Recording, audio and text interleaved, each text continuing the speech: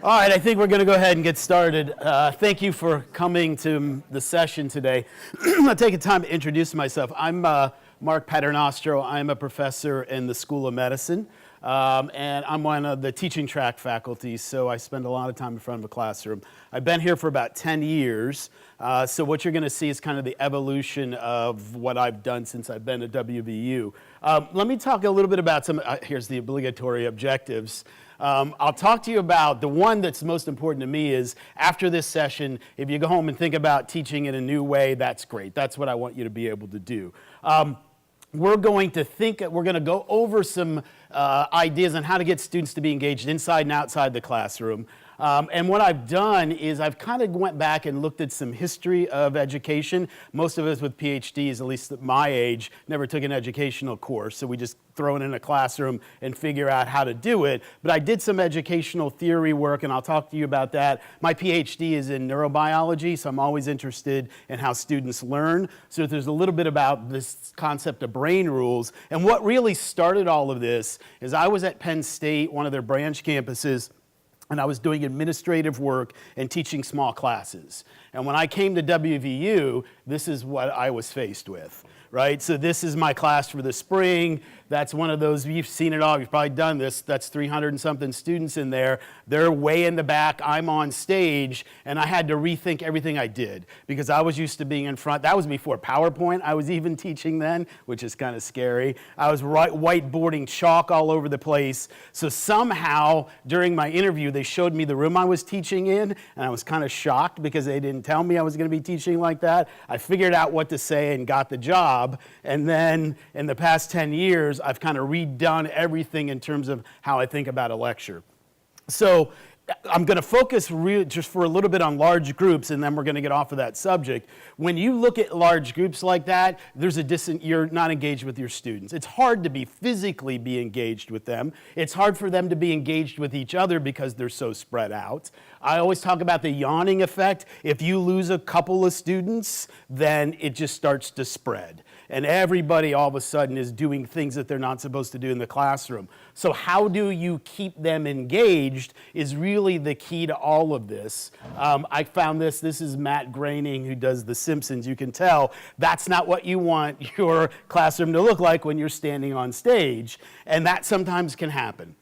So what I try to do is figure out ways to keep them engaged with me, with themselves, and with the topic, despite the fact that there are 300 people in a big classroom. So to me, it all comes about putting a lecture together. And so I tried when I first started, what are some cool ways to deal with large groups of students, and I figured out that if I can do a good lecture in certain ways, I don't have to worry about it. It's 20 people or 200 people, it doesn't make any difference. So what you're going to see here is what I've done in terms of putting lectures together in different ways, again, beyond the bullet point. So we go to the educational theory. So 1960s, Robert Gagne came up with, here's what makes a good lecture. So presenting the material is the fourth thing that you need to do. You need to do these three things first, and then these 5 other things need to be incorporated into your lecture. So this is this is what it is. Now, it looks like boring stuff, but I'm going to show you ways that I actually bring some of this in, and you'll see that it actually can make lectures kind of fun. So we're going to come back and focus on all 9 of these things eventually. And I came about this because I was doing some development of a peer evaluation, and my administrative work, we were trying to put a peer evaluation packet together, and so we decided, well, what makes a good lecture? How should we design this form? And we kind of used this as a way to design the form. So again, I will come back and talk about all of those things. What I want to talk to you about now, which is kind of, I really like this, it's called Brain Rules. This is a textbook by John Medina. It's not a textbook, it's an easy to read book. And the idea behind this is, here are 12 brain rules that you should live your life by. And the book is written in a very simple way. They do some science reference, but it really is an easy way to think about how your brain works and how that works in real life. So I highlighted the ones that I think make sense to being in front of a classroom. So every brain is wired differently is one of the rules. Well, how does that apply to us? Students learn differently. And when you have a class of 400 kids, You're going to get all the differences there. People are visual, auditory, and tactile learners. And so I used to try to focus on that, but that doesn't work anymore because there's so many people that everybody's different. So one of the things that I always try to think about is it the content or student learning that determines the approach? So what I mean by that is if you're teaching people how to draw blood, you're not going to have a PowerPoint and that's all you do. You're going to have to teach them how to draw blood.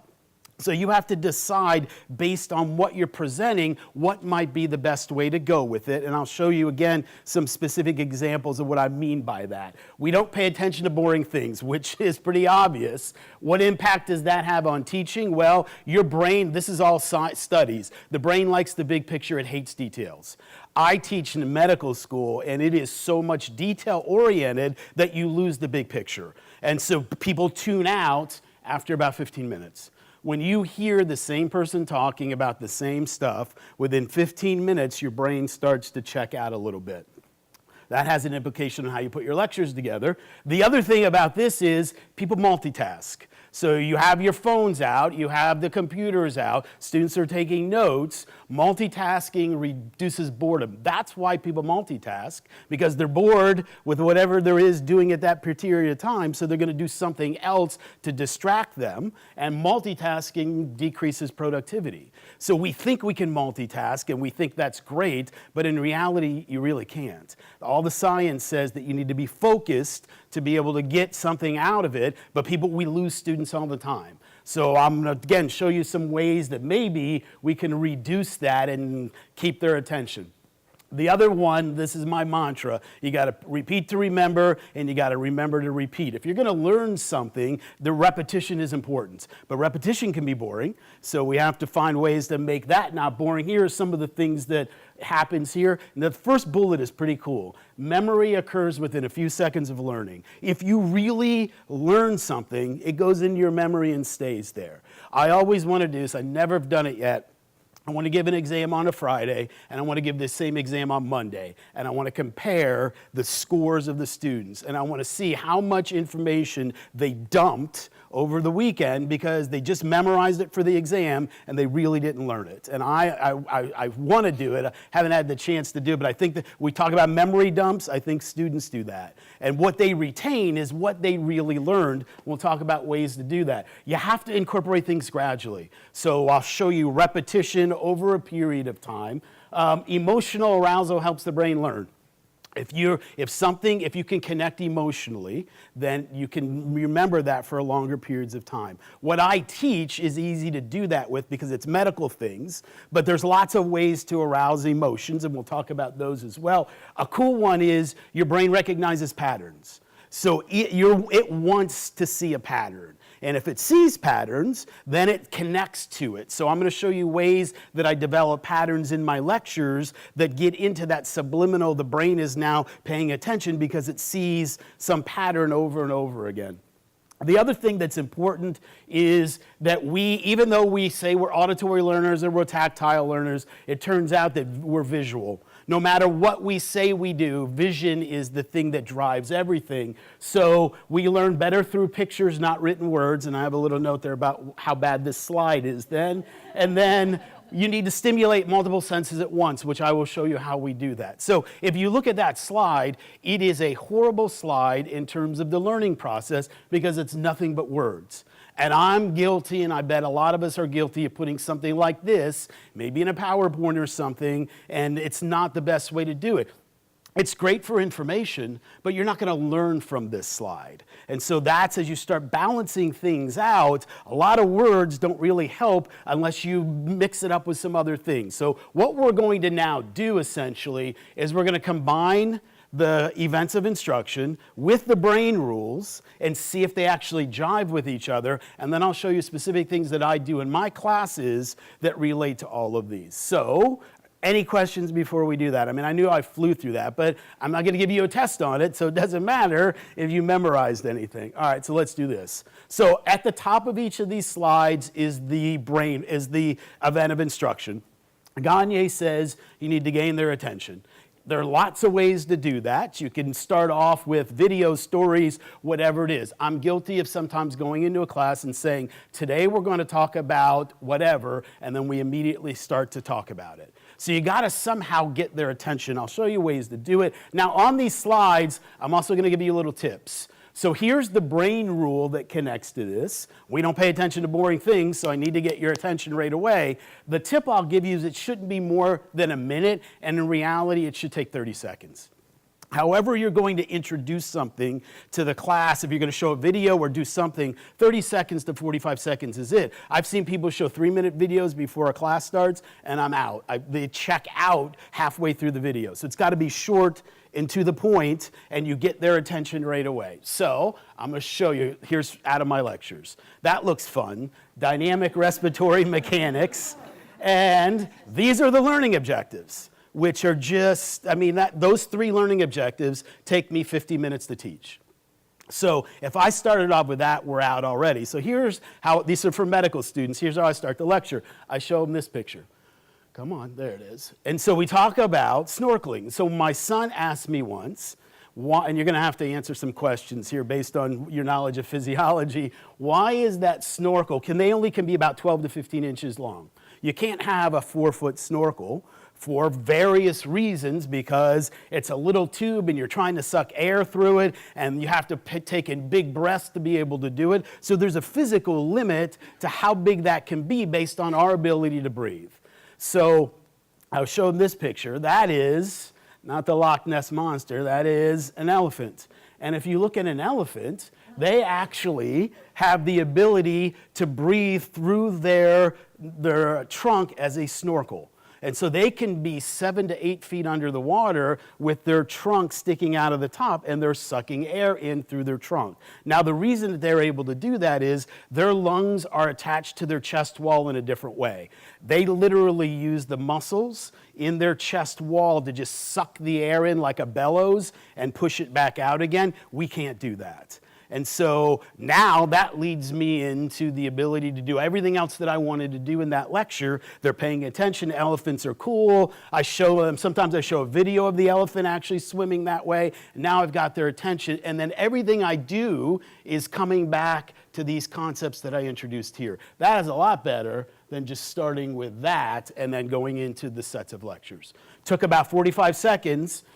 Elephants are cool, that's the take-home message, and we're ready to go.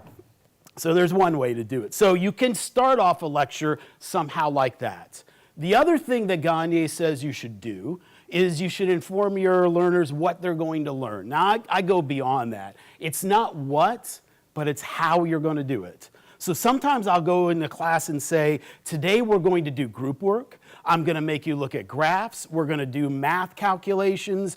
I want them to know ahead of time before we even start what it is we're going to do that day so that their brains are already starting to connect to it a little bit. Sometimes I'll even remind them on Wednesday, here's Friday's lecture because we're going to do this and you need to be prepared to come in and do that. So it's not just what, but how. And then you try to connect it to whatever else you can connect it to, because that's important as well. Because here's the deal.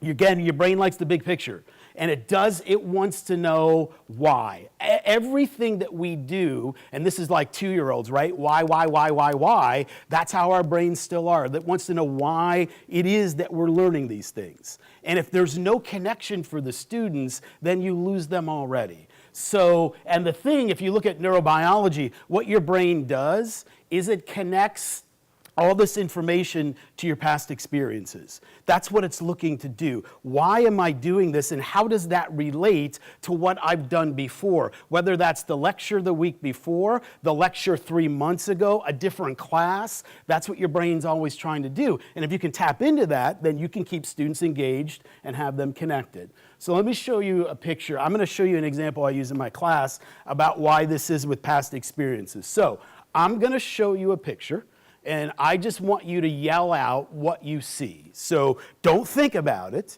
Just tell me what you see. What do you see? You see people, right? We see people. There are naked people there. That's mostly what people see. Did anybody see anything else? Dolphins. Where the hell's a dolphin? Well, there are dolphins. So you can see that that's a dolphin, that's a dolphin. There are dolphins all through there. Now, why did you see naked people? Because that's what we do, right? You do this on college students. College students usually see naked people because they're college students. And the joke is, if you saw dolphins first, I don't know what that says about your social life, that the first thing you see are dolphins. But there they are. If you show this image to 4-year-olds, what do they see? Dolphins. They don't see mommy and daddy, right? They see dolphins. So your brain, depending on your past experiences, makes different connections.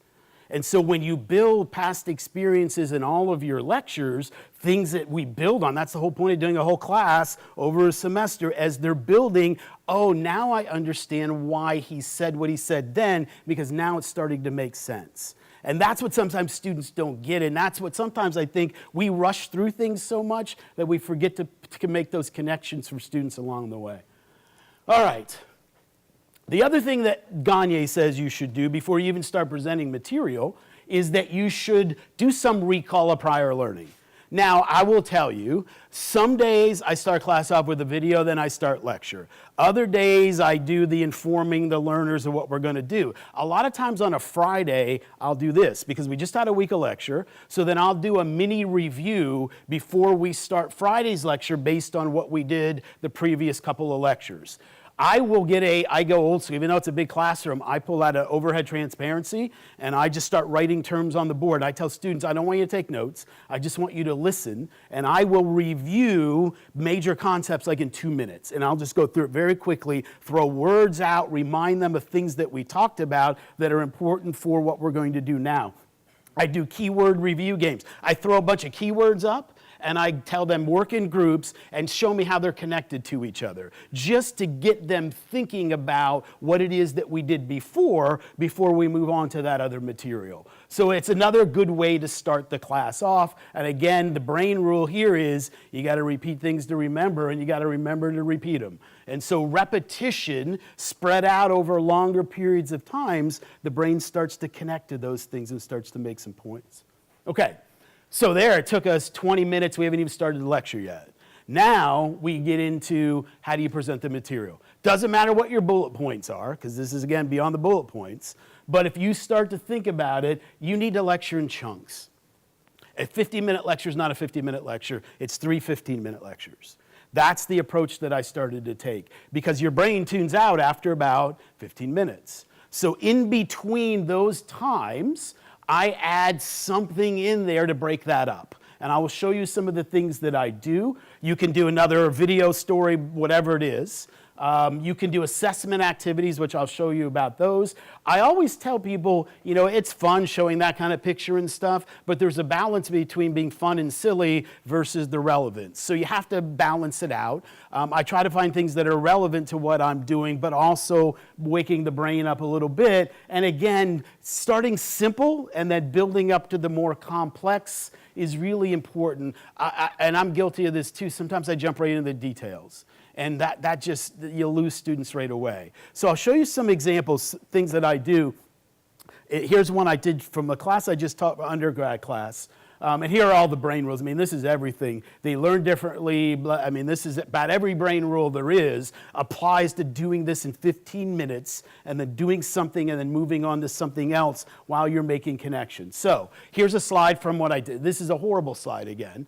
This is how nerve cells have electrical activity. Now, again, it doesn't mean anything to you, but as soon as you see all those words, I watched every one of you. You just put your head down because it's just a bunch of words on a PowerPoint slide. I will put this slide in their PowerPoints, or I'll post this online because it's a reference.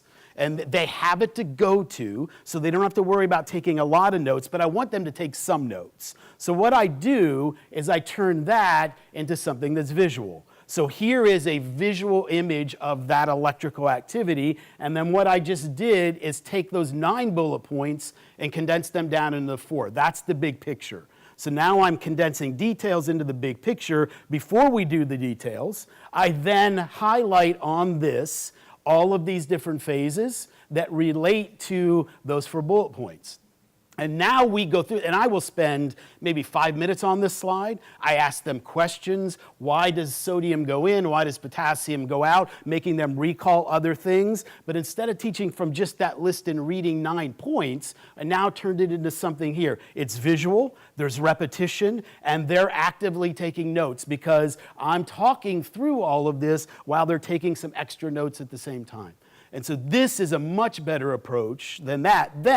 So we did the details, I do the big picture, and then I show them this slide. You're not going to like this one either, but I have to teach them from this, which is just more details again. But they can do this because I just showed them how to do it. We go through all of these phases again, adding another layer of details. And by the time I go through those 2 visual slides, it is the 9 bullet points that I talked about on the previous one. So you have to try to figure out how to be able to turn that into something that students are engaged in thinking about and then connect it back to all those details. Now, you're probably sick of this already, so let me show you now my breakup here. So this takes 15 minutes. Those 3 slides that I just did takes me about 15 minutes. So then I go to this, there's a pufferfish. So what's cool about a pufferfish is it has a poison in it that affects the ability of those cells to have electrical activity. That's why it's toxic. And if this is the same set of electrical activity, and this is what happens to that nerve cell when you expose it to the toxin of the pufferfish. It doesn't have any electrical activity. That nerve cell's turned off.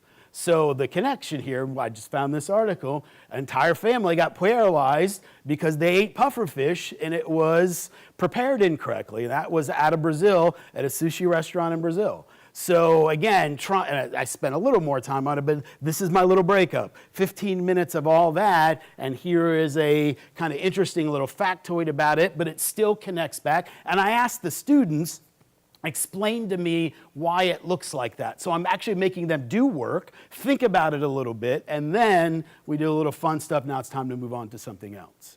Okay, so that's when I say a 15-minute break, and that's what I do. That's the kind of thing I try to do in those 15-minute sessions when I can. I'm showing you the best of all the stuff I have. Sometimes you can't do it, right? Not every lecture lets itself to do that, but when you can find them, it's really cool and a nice way to break a lecture up. So the other thing about presenting is the pattern recognition. So your brain likes patterns. If you go, and when I have more time, you go on YouTube and look up some videos. There's a Bruno Mars song that they set to people dancing in the 1920s and 30s. So obviously they weren't dancing to Bruno Mars, but when your brain watches it, it connects the music to their dance moves, and it looks like they're dancing to that piece of music because your brain wants to connect things in patterns. So it'll make stuff up just to have a pattern because it feels better about patterns. So if you can take advantage of those things, then it's a good way to try to introduce some learning. So your brain, the right reason we have patterns is because it lets us connect things. It lets us learn new things and apply it in different ways. So the brain rule here, and I did this, so here's my little tips. If you create visual and structural patterns, that you can then use auditory patterns to drive what you do. Just the way I put those 3 things there, there's a little pattern the way that's developed. And your eyes go from this to this to this. There are key words there that are in here. When I develop my slides, that's what I do. So again, if you can create visual patterns, because we're visual, how you lay your slides out in visual patterns, you then speak. And you don't read, we don't like to read off of slides, but we use those key words to kind of drive the context. Students are taking notes. It's visual, it's auditory, and it's tactile all at the same time. And so that's why I very rarely why I read a bullet points, but sometimes I do just because I want to define something and then we go back and talk about it. Students sometimes struggle with me at the beginning because I'll have 6 bullet points and I may only talk about 2 of them. The rest of that is contextual and things that they should go back and read about. I'm trying to emphasize the key words, and I'll show you how I do that in some of my lectures. So This is a medical school slide, without the details. I'm looking at cells in the kidney. They need to understand what the cell looks like. They need to understand that one side has these transporters, one side has those transporters, and why it's important. And then I spend 5 minutes doing more details on here, but I've started a pattern. Because every time I go to a new place in the kidney and I'm looking at a cell, it's going to look exactly like this in terms of the layout of the slide. This is what we see here. This is what we see here. These connect to this. This connects to that. And they start to see it. And it's repetitive over and over again. So this is what I mean by creating these visual patterns. There's not a lot of words, but things are bolded here, and I use those bolded words to drive everything that I'm going to say without any bullet points. They struggle with this because there's no bullet points, right? So I don't know what I'm supposed to know. Well, listen to what I'm saying, and then we'll work our way through this together. So this is one of the ways that I do it. Now I'm going to show you now the rest of this pattern. So once I teach students what a cell does, then I go to a drug. And so this is a drug that is a diuretic.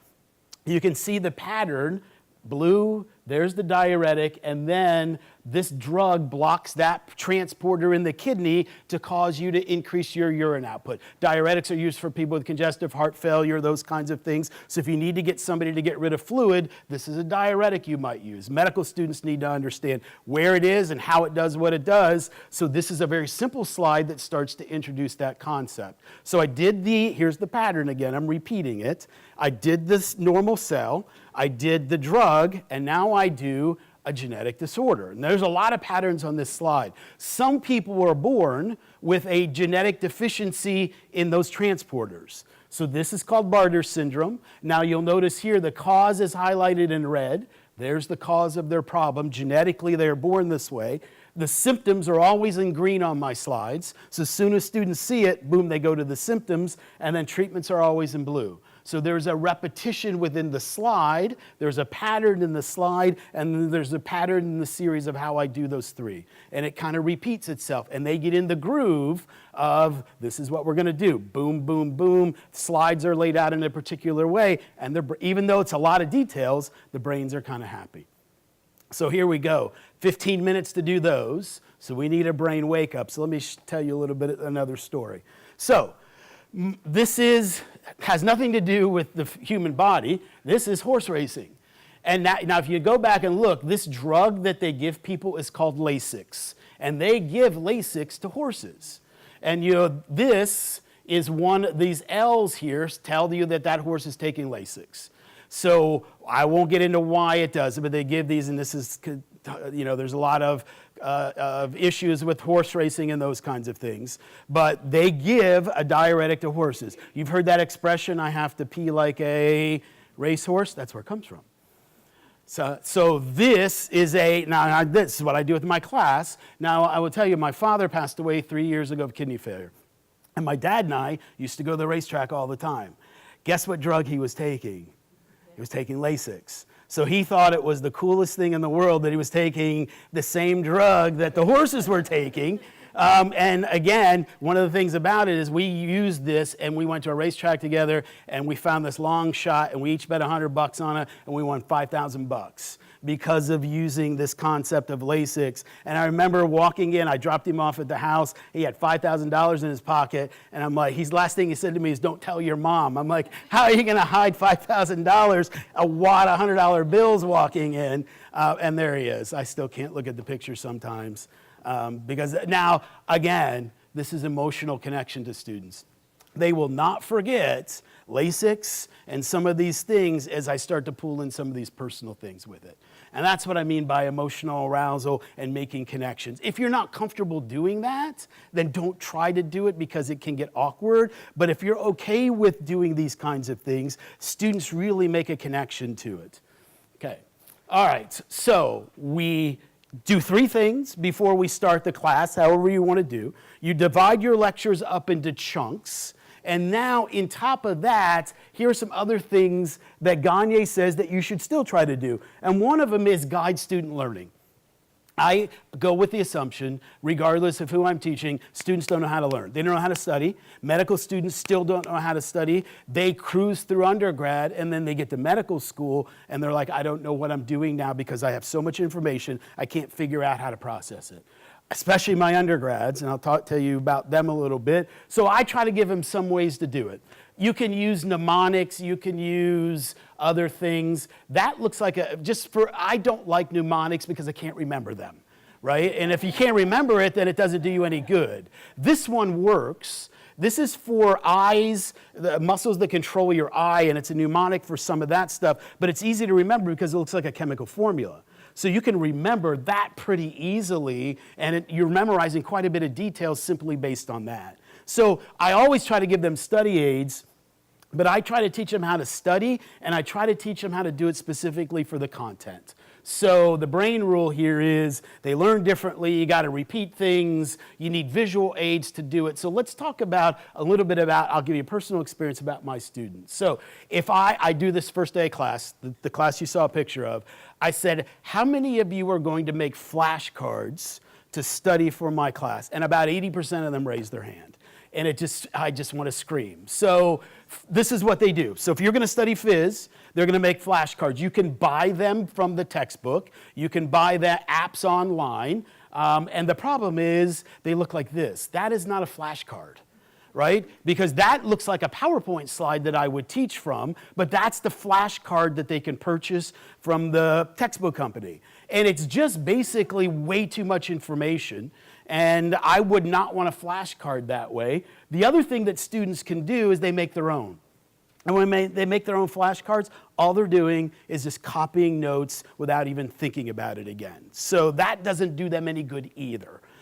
But this is what they used in high school, and I will see students with, flashcards like this with the big clips holding them all together as they're flipping through it, and it's ridiculous. So I try to give them different ways to do it. Here's the other way that students say they study. They stare at their PowerPoint slides. I had a kid come in the other day, and he didn't do very well on the exam, so I said, how did you study? Well, I looked at the slides. What do you mean you looked at the slides? Well, I literally looked at the slides. That's what I did. So I always joke, that's what they look like when they're staring at slides, right? It's just like that's all they do. They stare at it. There's no connections. They don't know anything. And it's just that's why you get a 50 on the exam. So what I try to teach them is you got to go beyond that, because all this stuff does is jumble it up, and there's no connection, there's no rhyme or reason. And in physiology, what I teach, it's all about relationships. So slide 7 connects to slide 22, and if you don't see that, you're probably going to struggle a little bit. So I try to direct them on how to study. So here's the professor's suggestion. So think about, assuming you're using PowerPoint, look at slides and how do these 5 slides connect together? Because I'm probably putting them in an order because they're related to each other. So can you think about how they do that? I encourage them to integrate. I have this on a note. Integrate and condense information across related topics. I had a student come into my office after I did this. This is literally what he said to me. Dude, what? I don't understand what you mean by condensing and integrating information across the PowerPoints. I don't even know what that means. So I decided I need to show them examples on what I would do. So I say, if I'm a student taking this class, this is what I would do. I show them a table that they could make. So, and I give them this table because I'm like, okay, you guys probably need some help. This is a table in the kidney. What it does, it makes them go through the entire deck of slides and reconnect and put things into a condensed form. And when they do this, it may take a couple hours to do it, but all of a sudden they just connected things and learned things. They would never think to do this on their own. They're just staring at slides. The other thing I did is I tell them, it's okay to take notes in class with your computers, but when you're studying at home, you got to handwrite them out. You cannot retype things. And they still don't understand what that means, or they'll just verbatim just rewrite it. So I showed them this picture. This is, and I know it's horrible handwriting, but this is me studying parts of the brain, and this is like 10 slides that are all connected to each other, and I pulled out points, and I tried to show them that this is the kind of connection things that you need to do to be able to understand this conceptually. And students start taking advantage of this, and they start doing it. I'll show you what a student gave me. This is one of the slides she put together for me. This is the circulatory system. This is what she did on a huge piece of cardboard. Here it is with the digestive system, and there it is with the kidney. And she started off this class with 50s.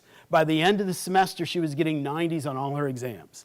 And she could not believe how much information she was missing by just studying those slides. It took like that. I mean, look at that. That took her 4 or 5 hours to do over the course of a couple of days. And I said, how much studying did you do afterwards? Nothing.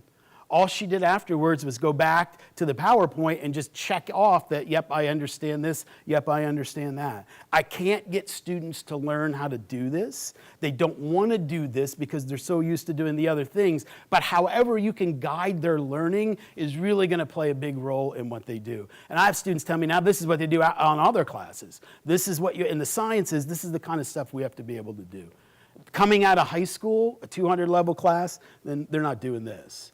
So this is part of the student guiding, I think. Okay, a couple other things then. You need to elicit performance in your students during class. I do repeat after me all the time. I make them say things.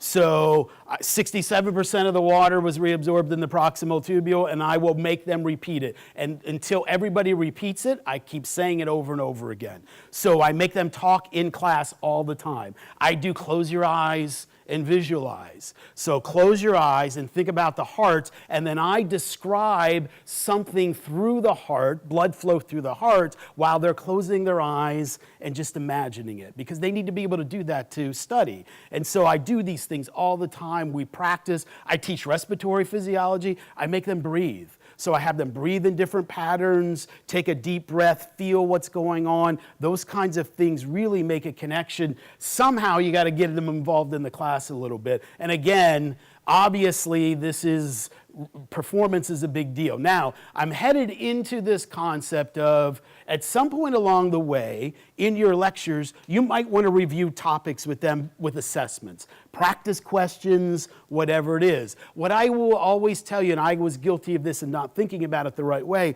you should keep it simple. You lectured for 15 minutes. And then you're going to ask a couple questions. They've only had 15 minutes to think about it. They haven't had a chance to really put it all together. You just want to make sure they understand the core concepts before you move on to the next 15 minutes. And then when they go study on their own, they can start making the more connections and the more of the analytical stuff. So don't go in right away with one of these hardcore questions. Start off simple, and I'll show you some examples of those in a second. You need to provide, when you do anything for your students, you give them feedback. And I will read this bullet point. Feedback should be immediate, specific, and corrective. They need to know what they don't know right now. You can't wait and give them the answer 3 days later, because this is what they need to do. So however you design your assessment activities for practice, you need to provide them with the answers right away so they can work on it and figure out what they don't know. And give them time, right? There should always be some time that they can figure out what they don't know. We can't be doing something on Wednesday and then immediately on Friday we're examining it up. We need to spread that out a little bit to give students time to be able to figure out what's going on. The other thing, and I always do this, we assess for them, but it's also for us, right? I need to know what they don't know. So the bullet point is, do they know what they don't know, and do you know what they don't know? Because that's important. If you don't know they're struggling with something, then how are you going to help them? So that's always a tricky thing, and I'll talk about some ways that you can do it, and we're going to do some practice stuff here together. So I think those are really important things to consider as you work your way through this. So let me show you some examples I use. This is for my undergraduates. I'll teach blood pressure regulation, and then I show this slide. They have it in the PowerPoints, but there's no answers. I make them get into little groups, and then they fill these in with simple words. And then I go through this one by one, and we walk through this together, and I can tell if there are issues, and we then discuss that. If I see students erasing or drawing things, then I get a sense of what's going on. Every once in a while, I put the wrong answer in on purpose. And I want to see if they are actually paying attention, or because what they're going to do, some of the students will do this, they're just sitting there, they don't do it on their own, and all they do is wait for me to fill the answers in, and then that doesn't do them any good. So that's why I try to get them to work in groups, because as soon as you put them in a little group, then they're actually not going to feel, they're going to feel guilty if they just sat there and didn't try to think through it.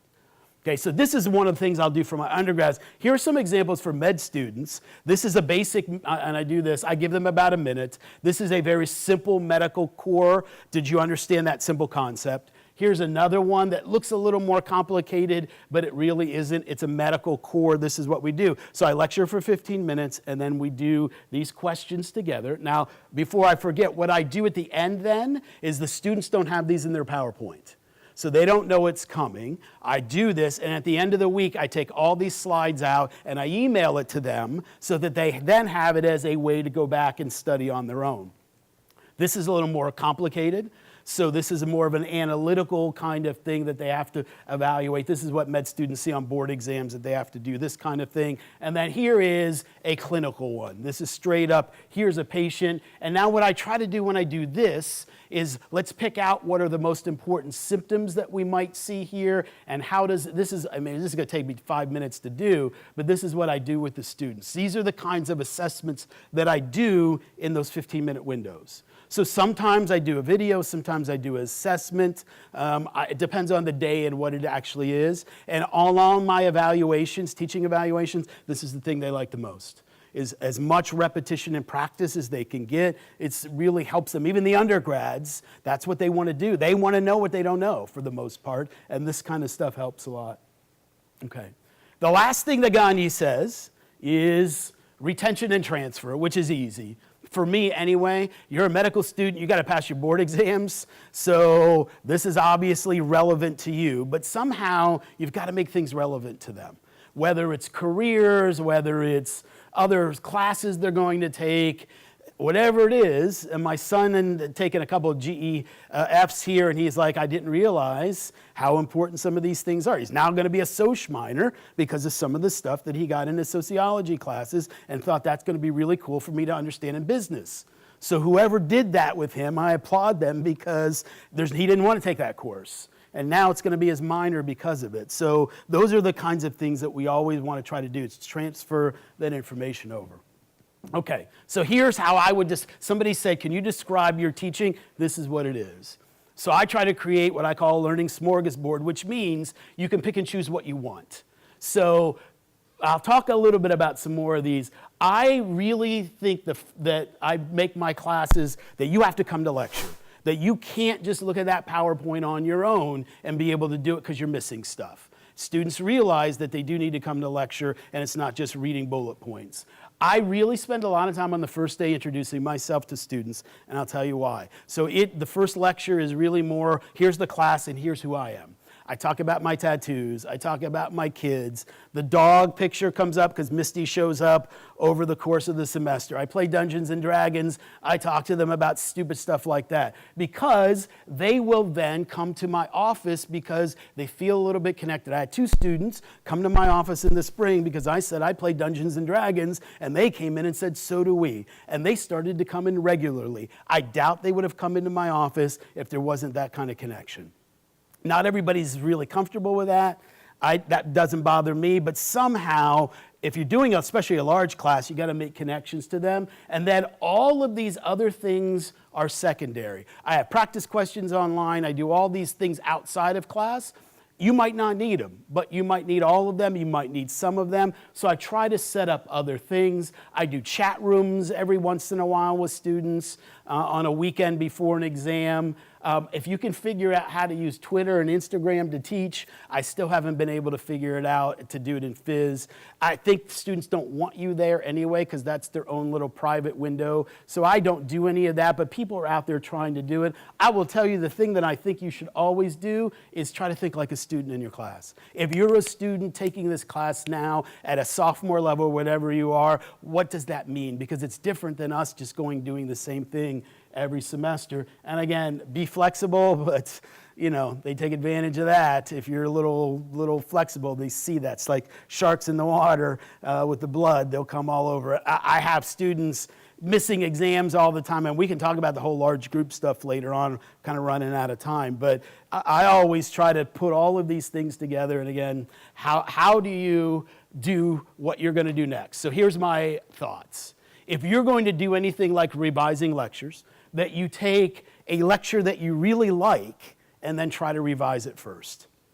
Because it's something what can I tweak this just a little bit here, a little bit there, and then give it to your students and get some feedback. Either yourself or the students giving you some feedback. If it didn't go very well, and you can know why. And I always try to make edits right away. If I know that slide didn't work, I will try to fix it, because if I wait till next semester, I forgot.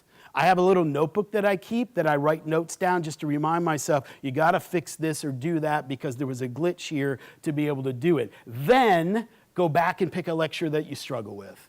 And then try to do that similar review of that lecture with something that you're not comfortable with or that students always struggle with. Because if they're always struggling, maybe you need to flip it and figure out a new way to present the material. And some of these ideas hopefully can help you do that.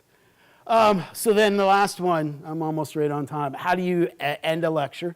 So, lots of ways to do it. The ending is as important as the beginning.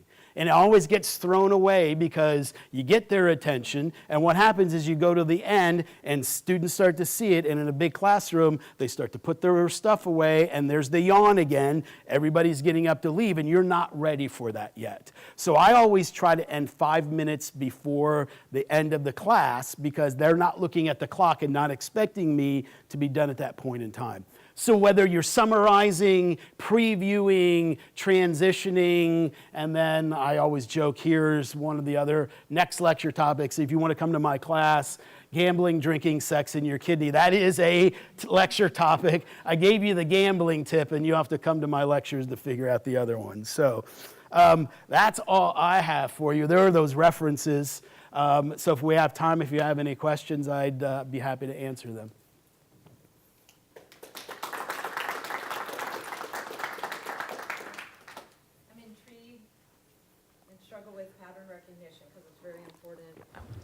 I teach plant systematics, and one of that, just like assessing a patient in a clinical practice, is you're looking at a whole object. You have lots of details, but yet you have to know which of the, like you highlighted in the box, oh, here's the important details.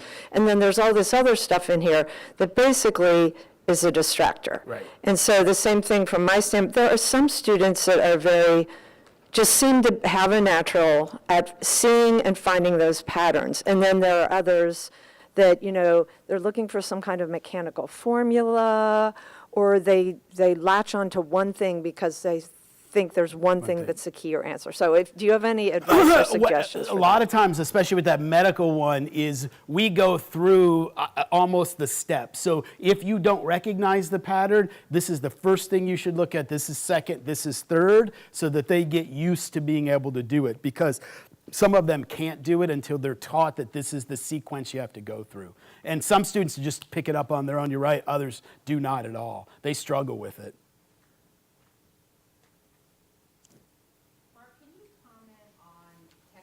Required versus optional textbooks and how you use textbook chapters to kind of facilitate what you're teaching? So I have a textbook that is not required because essentially, the problem with physiology textbooks is here's a chapter that's 75 pages and I'm probably teaching a third of it. And I'm skipping around and picking out what's most important. And sometimes students are focused on all that other stuff that's great to know, but they can get lost in it. So I always use a textbook that is optional, and then I try to guide them through what they should do. So any physiology textbook would work at the level that I'm doing it, and then my PowerPoints are what we go with, and I tell them use my PowerPoints to guide your reading. If there's a whole chunk in your textbook that I haven't talked about, then don't worry about it right now. That's something you can go back and pick up. We all want them to read and to be able to do it, but I even will go to the point of highlighting here are the pages that you potentially should read, and here are the ones that might help, but you don't have to, because I have students coming in the first day highlighting the whole chapter. And it's just they're wasting time. So it's that efficiency of it. And it's a struggle, because we, and especially in the sciences, our PowerPoints wind up being textbooks to some degree. And so there's that balance. Then they're so away from textbooks that they don't know how to use them either. So I try to strike that little bit of a balance. Yes. During some of your examples, you showed some of your slides and how you were orchestrating that within the classroom, and you made a comment that, and the students are taking notes. I have found over the last few years that my observation is students are fewer and less taking notes in class. Sometimes I'll look out and the students, they don't even have a piece of paper or a pencil, they're just sitting there. Yeah, with so do you have any mine, comments? What do you do to encourage students to take notes? so I tell them up front that there is going to be a lot of auditory learning that I'm going to provide for you, and that the level of details that you're getting on the slides are not covering everything. And when I talk through that one slide I showed you with the image, it took me 5 minutes to go through it, and I think they start to click that there's not 5 minutes of words on here, and I will say to the point where you probably should write this down. And then I'll see people start to get used to it, and I think they get used to my pattern of saying things and knowing that these are the details that they should put down. It just takes work. Some of them don't. I mean, I sit there and watch them. They're just looking at me, and other ones are taking probably too many notes. So it's that balance. But my PowerPoints have holes in them that they know they, at least on certain slides, it's obvious that they need to be engaged and take the notes. Otherwise, they can't get the material. I'm just going to kind of piggybacking on that. Do you provide recordings of your lectures? That's a good question. So I know at HSC, in the health sciences, in the medical student class, the lectures are completely pre-recorded. So every word I say, it's a 50-minute lecture, it's 50 minutes, and every stroke I do with the mouse, they can see and all that kind of stuff. For my undergrads, they're not recorded, because I want them to come to class and be with me. But what I do supply are what I call my audio clips. So something that I may spend 6 or 7 minutes on in class, I do an audio clip on my own that maybe just summarizes it in 2 minutes. And then I post those after the lectures are over, so that if they want to go back and just listen to the connections in the big picture, they can do it. But what some students will do is, well, I just won't come to class because he's posting these audio clips. So they get used to the idea that they're not everything, but it's kind of a backup. And I had another instructor come in and teach a section of mine, and I didn't have audio clips for her, and they freaked out, because a lot of them were so used to going back, and that's how they picked up some of the details that they lost. It took me a long time to develop that library of audio clips, but now they're standard, that are just basic information that no matter how I taught it during the semester, it still matches to what we did.